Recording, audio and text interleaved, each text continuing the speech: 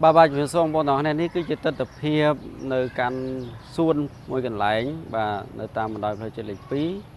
đại miền tây tăng không ai đến và bà già cả lõ sọt sài sầm rập bong bồn đại quạt tụm đề bị càng nghe non cô sa mà cầm san chơi đàm hoặc đà và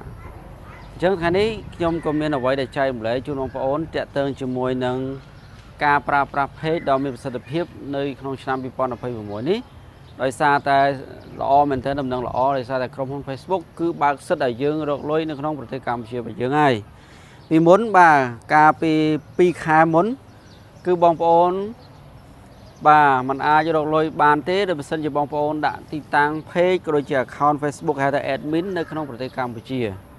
បាទនៅក្នុងប្រទេសកម្ពុជា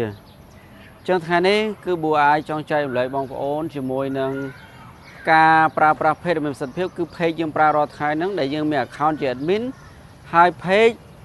ជាអាជីវកម្មដែលយើងអានប្រើប្រាស់ចំនួន3គោលដៅគោលដៅទី1បងប្អូនព្យាយាមផុសវីដេអូ original ចែករំលែកទៅតាមមាតិកាបងប្អូនចង់ធ្វើឧទាហរណ៍បងប្អូនខ្លះក៏ចូលចិត្តចែករំលែកពីការដំណើរកម្សាន្តខ្លះពី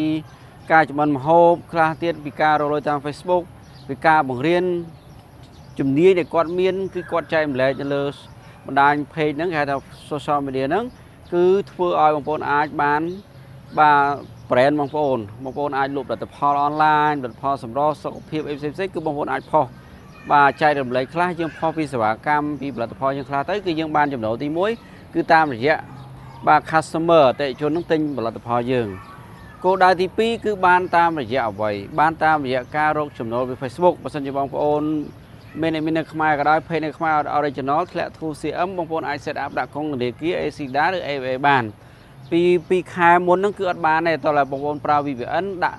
ទីតាំងនៅអាមេរិកនៅប្រទេសណាដែលគេគ្រប់គ្រងហើយកុងធនាគារក្រៅប្រទេសមានភាពស្មុគស្មាញពេលបងប្អូនផុសទៅជាងការដាច់ប្រទេសដាច់អីត្រូវការដោះស្រាយ LOC អីចឹងទៅឥឡូវនេះគឺយកអស់ក្តីបារម្ភមកបងប្អូនយើងផុសក្នុងប្រទេសកម្ពុជាក៏បានគ្រាន់ថាអ្នកមើលនៅខ្មែរយើងគឺបានចំណូលតិចជាងយើងផលិតវីដេអូ content ដែលតាក់ទងជាមួយនឹងបរទេសមើលអញ្ចឹងខ្ញុំបើចំពោះខ្ញុំតខ្ញុំប្រើ VPN ដាក់នៅអាមេរិកក៏ដូចជា page ខ្ញុំដាក់ទីតាំងនៅអាមេរិកដែរប៉ុន្តែយើងផុស content ខ្មែរអញ្ចឹងទៅបងប្អូនបាទអញ្ចឹងអ្វីដែលធ្វើឲ្យបងប្អូនបានចំណូលទី2គឺតាមរយៈការបានពីរកចំណូលពី Facebook ហៅថា MMO